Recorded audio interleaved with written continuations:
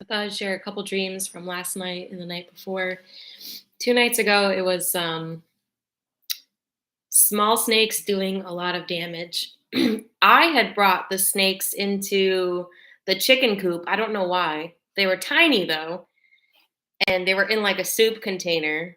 Like they were that small. So in the dream, obviously, I let them out in the chicken coop. I don't know why. I don't know what the reason was, but these tiny snakes ended up killing all the chickens. So after that, it was like they got more powerful. So I was trying to, and I had one person helping me. I don't know who it was, but we were trying to like wrangle these snakes that were tiny, but they had gained power from killing the chickens in the coop. And we were only able to kill four of them. We like got them, like threw them in the toilet, like flushed them down the toilet. And even though we didn't get all of them, we still felt good that, well, at least we killed four of them. So interesting. Tiny snakes doing a lot of damage. And then last night, this dream was, I mean, it was definitely a dream, but it was one of those like very lucid, very vivid dreams. You're an outside setting around a lake or something like that, a large lake, and these fireballs started flying down from the sky. So everybody jumped into the water, like under the water, in order to get away from the fireballs. It was like stay on the land and die from the fireballs, or jump into the lake and go under the water and, be safe from the fireballs.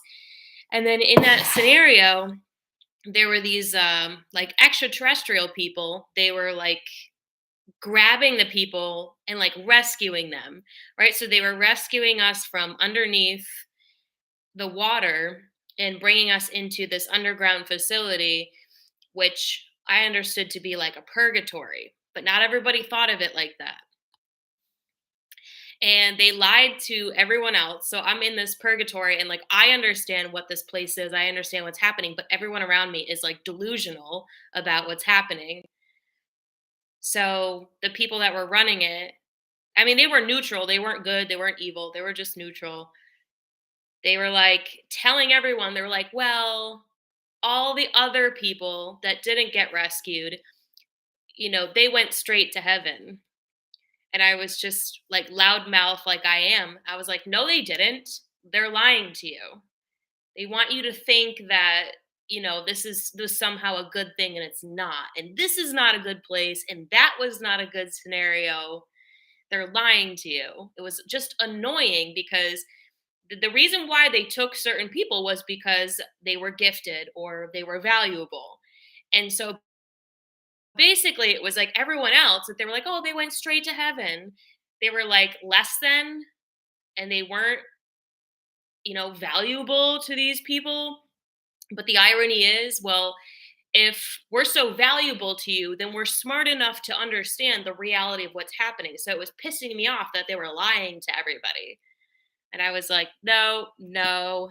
But in this purgatory setting, it seemed so great. It was underground and, the food was good. You were around people, but it was very gray. It was very like monotone. It was very, the worst part about it was um, my romantic partner was there.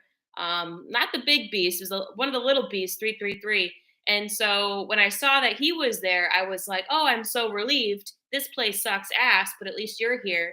But just like in the Bible, the curse of Adam and Eve, you're going to long for your husband and he's going to lord it over you. That was exactly the dynamic. It was like, I'm in this crappy place, but happy to see at least my partner's here. But he was lording over me the fact that I long for him so badly. And he was just sort of like, okay, like noted, you're here. Didn't care. So that is what made it really a purgatory. Like that was like, okay, this place absolutely sucks. Um, and then I don't remember much from there. Oh no, after that, I got really intense surgery. They were giving out really intense surgeries on our knees and our shoulders so that we had no arthritis, we had no problems. It was just like everything wrong with your body, they would surgically alter. And I was feeling like I didn't want all these surgeries. I needed one on my knee, but they wanted to do both knees and both shoulders. And I was like, please, no, I don't need both knees and both shoulders. Just do the one knee that has problems. Because I intuitively knew in my mind that the other knee and the shoulders will heal themselves. I don't need all this surgery. So it was like a very lucid dream, like very emotive and like visual, and like it wasn't all abstract. It was very real, but it did feel like a dream. It didn't feel like an actual event. So, yes, it's like these two dreams.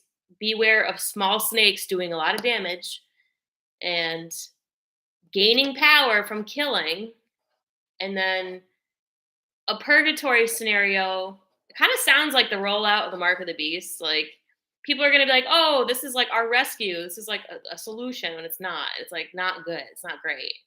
And then they're lying to everybody. That's like the worst part.